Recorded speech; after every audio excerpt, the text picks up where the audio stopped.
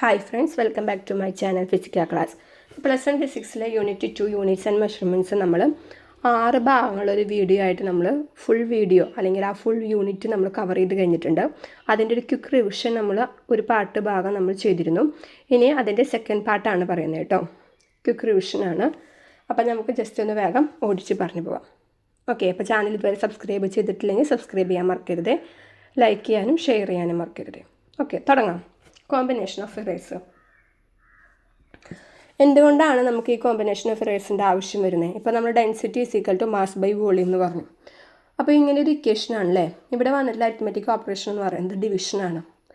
അപ്പോൾ ഇങ്ങനെ ഒരു കാര്യത്തിൽ ഇപ്പോൾ ഈ ഒരു ഡെൻസിറ്റിയുള്ള ഇറർ കണ്ടുപിടിക്കാൻ പറഞ്ഞാൽ മാസിലുള്ള എറർ ഉണ്ടായിരിക്കും, വോളിയത്തിലുള്ള എറർ ഉണ്ടായിരിക്കും.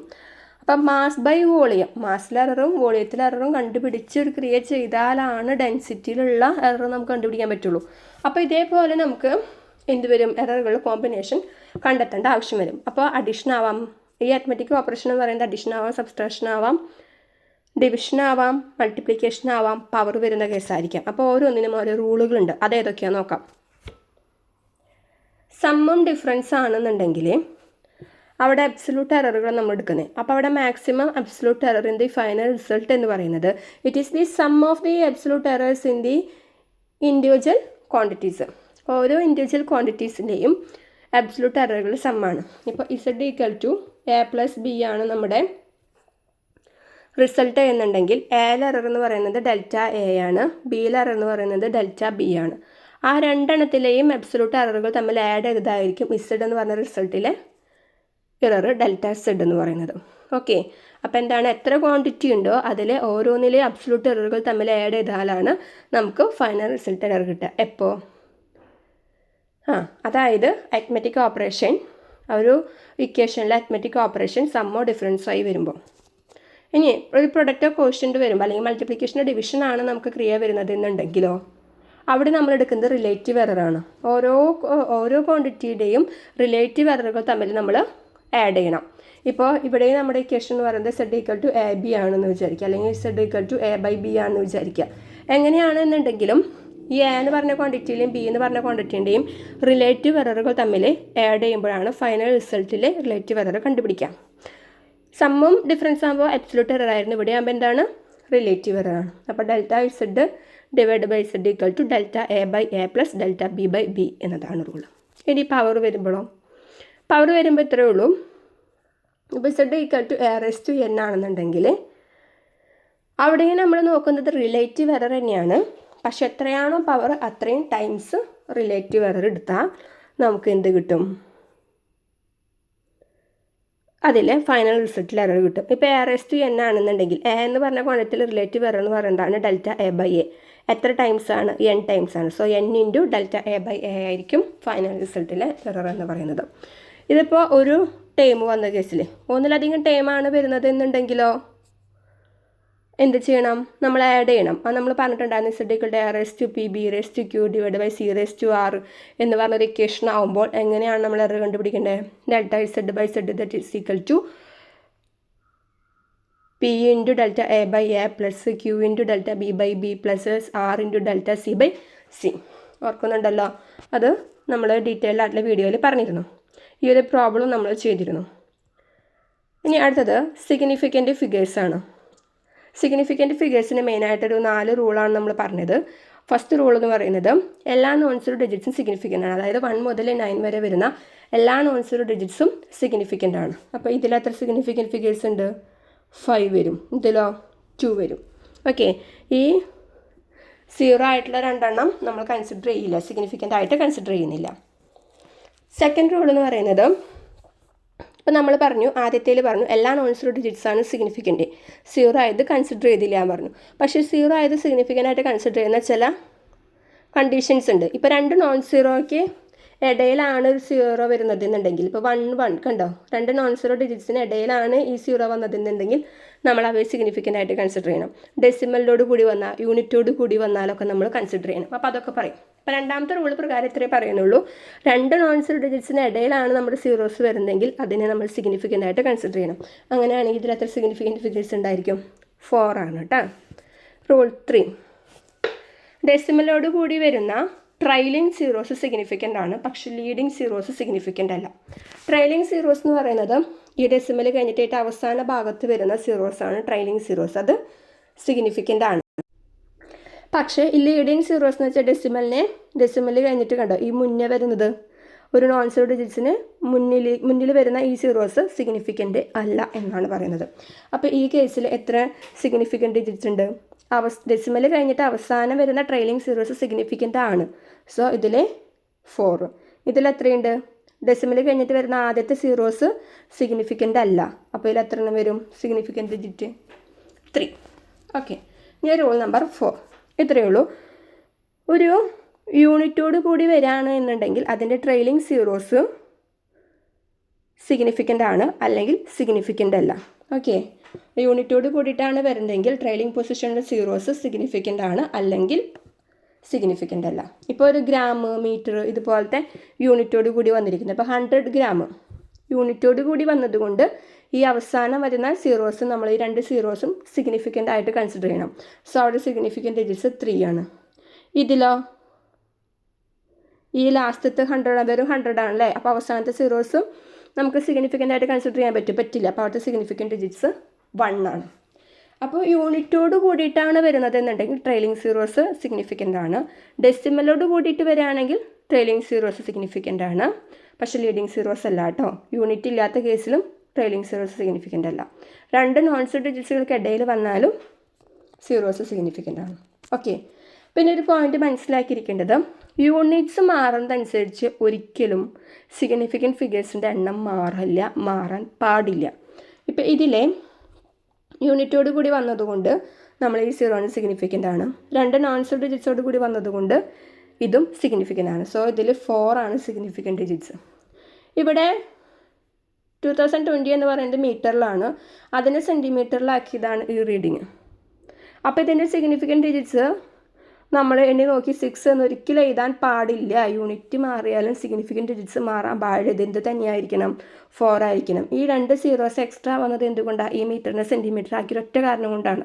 അപ്പോൾ സിഗ്നിഫിക്കൻ്റ് ഡിജിറ്റ്സ് എണ്ണം മാറരുത്. എപ്പോൾ യൂണിറ്റ് മാറി കഴിഞ്ഞാൽ അത് സെയിം തന്നെ ആയിരിക്കണം. അപ്പോൾ ഇത്രയേ ഉള്ളൂ സിഗ്നിഫിക്കൻ്റ് ഫിഗേഴ്സായിട്ട് ബന്ധപ്പെട്ടിട്ടുള്ള റൂളുകൾ. ഈ സിഗ്നിഫിക്കൻ്റ് ഫിഗേഴ്സ് എന്തിനു വേണ്ടിയിട്ടാണ് കാണുന്നതെന്ന് പറഞ്ഞാൽ നമുക്കൊരു എക്സ്പെരിമെൻറ്റ് ചെയ്ത് ഫൈനൽ റിസൾട്ടിൽ ഒരു പ്രിസൈസ് ആയിട്ടുള്ള വാല്യൂ കിട്ടാൻ. ഓക്കെ, ഇനി ഈ സിഗ്നിഫിക്കൻ്റ് ഫിഗേഴ്സ് ചില അരിത്മെറ്റിക് ഓപ്പറേഷൻസിൽ വരുമ്പോഴത്തെ റൂളുകളാണ് നോക്കുന്നത്. ഇപ്പോൾ അഡീഷണൽ സബ്സ്ട്രാക്ഷനോ ആണെന്നുണ്ടെങ്കിൽ നമ്മളതിൻ്റെ എക്സാമ്പിളൊക്കെ വെച്ച് പറഞ്ഞതാണ്. ഇത്രയേ ഉള്ളൂ. നമുക്ക് 2-3 റീഡിങ് ഉണ്ടെങ്കിൽ ആ 2-3 റീഡിങ്ങിൽ നമ്മൾ എന്ത് ചെയ്യണം? ഏതിനാണോ ഏറ്റവും കുറവ് സിഗ്നിഫിക്കൻ്റ് ഫിഗേഴ്സ് വരുന്നത് അത് അത്രയും സിഗ്നിഫിക്കൻ്റ് ഡിജിറ്റ്സ് മാത്രമാണ് ഫൈനൽ റിസൾട്ടിലും വരാനായിട്ട് പാടുള്ളൂ. അതിനനുസരിച്ച് നമ്മളതിനെ റൗണ്ട് ചെയ്യണം. ഇപ്പോൾ ഒരു എക്സാമ്പിൾ കാണിക്കാം. 6.213 പ്ലസ് 4.3 ഇതാണ് നമ്മുടെ 2 ഡിജിറ്റുകൾ നമ്മൾ ആഡ് ചെയ്യുന്നത്. ആഡ് ചെയ്യുകയാണെങ്കിലും സബ്സ്ട്രാക്ട് ചെയ്യുകയാണെങ്കിലും സെയിം തന്നെയാണ് കേട്ടോ. അപ്പോൾ നമ്മൾ ആഡ് ചെയ്ത് കാണിക്കുന്നു. അപ്പോൾ നമുക്കിതിൻ്റെ ആഡ് ചെയ്യുമ്പോൾ നമുക്ക് എന്തായിരിക്കും ഇതിൻ്റെ റിസൾട്ട് വരിക? 315.10 അല്ലേ? ഓക്കെ, 10.513 വരും. അപ്പോൾ എന്ത് ചെയ്യണം നമ്മൾ? ഈ 2 ടൈമിൽ സിഗ്നിഫിക്കൻ്റ് ഡിജിറ്റ്സ് എത്ര എണ്ണാണെന്ന് നമ്മൾ എണ്ണി നോക്കണം. ഈ ആദ്യത്തെ വാല്യൂവിൽ എത്ര സിഗ്നിഫിക്കൻ്റ് ഡിജിറ്റ്സ് ഉണ്ട്? 4. ഇതിലാണെങ്കിലോ 2. സോ സിഗ്നിഫിക്കൻ്റ് ഡിജിറ്റ്സ് ഏറ്റവും കുറവ് ഇതിലാണ്, ഇതാണല്ലേ. അപ്പോൾ ഈ റിസൾട്ടും എന്ത് വരണം? ഒരു 10 മാത്രമായിട്ട് ഒതുങ്ങണം. കാരണം എന്താണ്? 2 സിഗ്നിഫിക്കൻ്റ് ഡിജിറ്റ്സ് മാത്രമാണ് അവിടെ വരേണ്ട ആവശ്യമുള്ളൂ. അപ്പോൾ നമുക്ക് 2 വാല്യൂസ് ആഡ് ചെയ്യാനോ അല്ലെങ്കിൽ 2-3 വാല്യൂസ് എത്ര ആയിക്കോളട്ടെ അത് ആഡ് ചെയ്യാനോ സബ്സ്ട്രാക്ട് ചെയ്യാനോ തന്നു കഴിഞ്ഞാൽ അതിൽ ഏറ്റവും കുറവ് സിഗ്നിഫിക്കൻ്റ് ഡിജിറ്റ്സ് ഏതിലാണോ അതിലേക്ക് നമ്മുടെ റിസൾട്ടിനെ റൗണ്ട് ഓഫ് ചെയ്ത് എഴുതണം. ഓക്കെ, ഇതേപോലെ തന്നെയാണ് മൾട്ടിപ്ലിക്കേഷനും ഡിവിഷനും ആണെന്നുണ്ടെങ്കിലും ഇതേ സെയിം തന്നെയാണ്. നമുക്കിപ്പോൾ തന്നിരിക്കുന്ന വാല്യൂസ് നമ്മൾ മൾട്ടിപ്ലൈ ചെയ്യുക, ഡിവൈഡ് ചെയ്യുക, ഫൈനൽ റിസൾട്ട് എഴുതാം. ആ തന്നിരിക്കുന്ന വാല്യൂസിൽ ഏതിനാണോ ഏറ്റവും കുറവ് സിഗ്നിഫിക്കൻ്റ് ഡിജിറ്റ്സ് ഉള്ളത് അത്രയും എണ്ണത്തിലേക്ക് നമ്മൾ അതിൻ്റെ റിസൾട്ടിനെ റൗണ്ട് ഓഫ് ചെയ്തിട്ട് എഴുതണം. റൗണ്ട് ഓഫ് ചെയ്യുക എന്ന് പറയുമ്പോൾ ഇപ്പോൾ പോയിന്റ് കഴിഞ്ഞിട്ട് നമുക്ക് 59 ആണ് വരുന്നതെങ്കിൽ നമ്മൾ എന്ത് ചെയ്യണം? അപ്പോൾ 8.59 ആണെങ്കിൽ 8.6 ആയിട്ട് റൗണ്ട് ഓഫ് ചെയ്യാം. 5 കഴിഞ്ഞിട്ട് തൊട്ടടുത്ത ഡിജിറ്റ്സ് 5നേക്കാളും വലുതാണെന്നുണ്ടെങ്കിൽ നമുക്കിങ്ങനെ 6 ആയിട്ട് റൗണ്ട് ഓഫ് ചെയ്യാം. അതേസമയം 8.54 ആണെങ്കിൽ 5നേക്കാളും ചെറുതായതുകൊണ്ട് നമുക്ക് 8.5 എന്ന് മാത്രമായിട്ട് എഴുതാം. അതറിയാമല്ലോ അല്ലേ ഡെസിമലിൻ്റെ കേസിൽ. അപ്പോൾ അഡീഷനോ സബ്സ്ട്രാക്ഷനോ മൾട്ടിപ്ലിക്കേഷനോ ഡിവിഷനോ എന്തോ ആയിക്കൊള്ളട്ടെ, നമ്മൾ ഈ സിഗ്നിഫിക്കൻറ്റ് ഫിഗേഴ്സിൻ്റെ കേസിൽ ചെയ്യുമ്പോഴത്തെ റൂൾ എന്ന് പറയുന്നത് നമുക്ക് തന്നിരിക്കുന്ന വാല്യൂസിൽ ഏതിനാണ് ഏറ്റവും കൂടുതൽ സിഗ്നിഫിക്കൻറ്റ് ഡിജിറ്റ്സ് ഉള്ളത് അതിലേക്ക് ആക്കിയിട്ട് നമ്മൾ ഫൈനൽ റിസൾട്ട് നമ്മൾ എന്ത് ചെയ്യണം, റൗണ്ട് ഓഫ് ചെയ്തിട്ട് എഴുതണം. ഓക്കെ, ഇനി next one is dimension analysis ആണ്. അപ്പോൾ ഒരു ഫിസിക്കൽ ക്വാണ്ടിറ്റിയുടെ ഡയമെൻഷൻ എപ്പോഴും നമ്മൾ പറയാം ഫണ്ടമെൻ്റൽ ക്വാണ്ടിറ്റീസിൻ്റെ പവർ യൂസ് ചെയ്തിട്ടാണ്. അപ്പോൾ നമ്മൾ ഫണ്ടമെൻ്റൽ ക്വാണ്ടിറ്റീസായ മാസിനെ എം സ്ക്വയർ ബ്രാക്കറ്റിൽ എഴുതിയതാണ് അതിൻ്റെ ഡയമെൻഷൻ എന്ന് പറയുന്നത്. ഫണ്ടമെൻ്റൽ ക്വാണ്ടിറ്റിയുടെ ലെങ്ത്തിൻ്റെ ഡയമെൻഷൻ എല്ലാണ്. ഫണ്ടമെൻ്റൽ ക്വാണ്ടിറ്റി ആയിട്ടുള്ള ടൈമിൻ്റെ ഡയമെൻഷൻ ആണ്. അപ്പോൾ ഇത് ഉപയോഗിച്ചുകൊണ്ട് ഈ 3 ഫണ്ടമെൻ്റൽ ക്വാണ്ടിറ്റീസിൻ്റെ ഡയമെൻഷൻ യൂസ് ചെയ്തുകൊണ്ട് നമുക്കൊരു ഫിസിക്കൽ ക്വാണ്ടിറ്റിയുടെ ഡയമെൻഷൻ പറയാനായിട്ട് സാധിക്കും. ഡയമെൻഷണൽ ഫോർമുലയും ഡയമെൻഷണൽ ഇക്വേഷനും തമ്മിലുള്ള വ്യത്യാസം എന്ന് പറയുന്നത് ഇത്രയേ ഉള്ളൂ. ഇപ്പോൾ ഒരു വർക്കിൻ്റെ ഡയമെൻഷണൽ ഫോർമുല എന്ന് പറയുന്നത് dimensional formula m⁻⁴ l⁻²⁴ t⁻⁻² ആണ്. ഇതേപോലെ തന്നെ വർക്കിൻ്റെ ഡയമെൻഷൻ ഇക്വേഷൻ ആണെങ്കിൽ നമുക്കിതാ രണ്ടെണ്ണത്തിൻ്റെ രണ്ട് സൈഡിലും നമ്മൾ ഡയമെൻഷൻ എഴുതിയിട്ട് ഇക്വേറ്റ് ചെയ്യും. ഇക്വേഷൻ്റെ ഒരു ഫോർമാറ്റിലായിരിക്കും നമ്മൾ എഴുതാമെന്ന് മാത്രം. അപ്പോൾ അത്രയേ ഉള്ളൂ അതിൻ്റെ വ്യത്യാസം. ഡയമെൻഷൻ ഫോർമുല എന്ന് പറയുമ്പോൾ ഇങ്ങനെ എഴുതും, ഡയമെൻഷൻ ഇക്വേഷൻ എന്ന് പറയുമ്പോൾ ഇങ്ങനെ ഇക്വേറ്റ് ചെയ്തിട്ട് നമ്മൾ എഴുതും. ഓക്കെ, അത്രയേ ഉള്ളൂ. ഇനി നമ്മൾ കുറച്ച് ക്വാണ്ടിറ്റീസിൻ്റെ ഡയമെൻഷണൽ ഫോർമുല പഠിച്ചു വയ്ക്കാനായിട്ട് പറഞ്ഞിരുന്നു. ഇപ്പോൾ ടേബിളിലുള്ളത് ഫുള്ള് പഠിക്കൊന്നും വേണ്ട. നമുക്ക് കുറച്ച് ഫേമസ് ആയത് area, volume, density, speed, velocity, acceleration, work, energy, force അതിൻ്റെയൊക്കെ പഠിച്ചു വയ്ക്കാനായിട്ട് ശ്രദ്ധിക്കുക. അപ്പോൾ ഇത് ടേബിളിനകത്തുണ്ട്, നമ്മൾ നോക്കുക. കഴിഞ്ഞ ക്ലാസ്സിൽ ഇതൊക്കെ പറഞ്ഞിട്ടുണ്ട് കേട്ടോ, ഡീറ്റെയിൽഡ് ആയിട്ടുള്ള ക്ലാസ്സിൽ. പിന്നെ ഈ ഒരു കാര്യം എന്ന് പറയുന്നത് ചില ക്വാണ്ടിറ്റീസിന് സെയിം ഡയമെൻഷൻസ് വരും, സെയിം ഡയമെൻഷൻ ഫോർമുല വരും. അപ്പോൾ നമുക്കത് എക്സാമിന് ചോദിക്കും. ഇപ്പോൾ നോക്കി നോക്ക്, സെയിം ഡയമെൻഷൻ ഫോർമുല വരുന്ന ക്വാണ്ടിറ്റീസ് ഏതൊക്കെയാണ് നമുക്ക് കുറച്ച് ഓപ്ഷൻസ് തന്നിട്ട് ചോദിക്കാം എൻട്രൻസ് എക്സാമിനൊക്കെ. അപ്പം മൊമെൻറ്റത്തിനും ഇമ്പൾസിനാണ്. അപ്പോൾ അങ്ങനെ സെയിം ഡയമെൻഷൻ ഫോർമുല വരുന്ന ക്വാണ്ടിറ്റീസ് നമ്മൾ ഈ ടേബിൾ നോക്കി ഒന്ന് പഠിച്ചു വയ്ക്കേണ്ടത് നല്ലതാണ് കേട്ടോ. Work, energy, moment, force, torque ഇതിനൊക്കെ എന്താണ് സെയിം ഡയമെൻഷണൽ ഫോർമുലയാണ്. ഇനി അടുത്തത് ഡയമെൻഷൻ അനാലിസിസിൻ്റെ അപ്ലിക്കേഷൻസ് ആണ്. ഫസ്റ്റ് ആപ്ലിക്കേഷൻ നമുക്കൊരു ഗിവൺ റിലേഷൻ കറക്റ്റ് ആണോ എന്ന് ചെക്ക് ചെയ്യാൻ പറ്റും. ഓക്കെ, ഇപ്പോൾ തന്നിരിക്കുന്ന നിങ്ങൾക്ക് ഫേമസ് ആയിട്ടുള്ള ഇക്വേഷനാണത് v=u+at. ഇത് ഡയമെൻഷനിൽ കറക്റ്റ് ആണോ എന്ന് നമുക്ക് ചെക്ക് ചെയ്യാം.